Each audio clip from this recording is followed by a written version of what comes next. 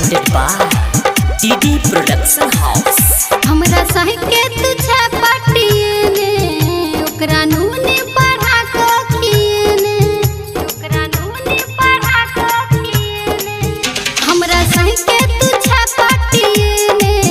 ओकरा नूने पढ़ा को खियने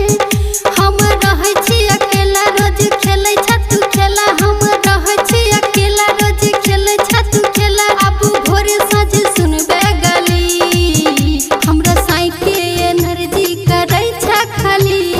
कहबै छ सौतिन तू बेटा वाली हमरा साई के एनर्जी करै छ खाली कहबै छ रंडी गे बेटा वाली डीजे गट बलवानी बेटा वाली हमरा साई के एनर्जी करै छ खाली कहबै छ रंडिया बेटा वाली पूरा कमाई तोरे पर लूटबै छौ सबसे हिंता तोरे पूरा बै छौ नमक छै खाली हमर उसैया राति के पहलंग तोरे तोरै छौ राति के पहलंग तोरे तोरै छौ पूरा कमाई तोरे पर लूटबै छौ सबसे हिंता तोरे पूरा बै छौ नमक छै खाली हमर उसैया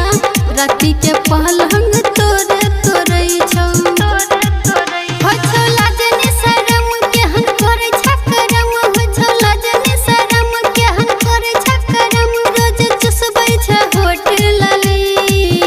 हमरा साई के एनर्जी करै छ खाली कहबै छ सौतिन तू बेटा वाली हमरा साई के एनर्जी करै छ खाली कहबै छ डनिया तू बेटा वाली डीजे गट बलवानी बेटा वाली presented by DD Production House Sakri। हमरा साई के एनर्जी करै छ खाली कहबै छ डनिया तू बेटा वाली गाड़ी से बीच लेबौ खानदान के यूज जे करबे तू हमरा से मांग के बेटा के खैबो हम सुनबे त खाऊ की नजर उठा के जे देखबे भतार के नजर उठा के जे देखबे भतार के गाड़ी से बीच लेबौ खानदान के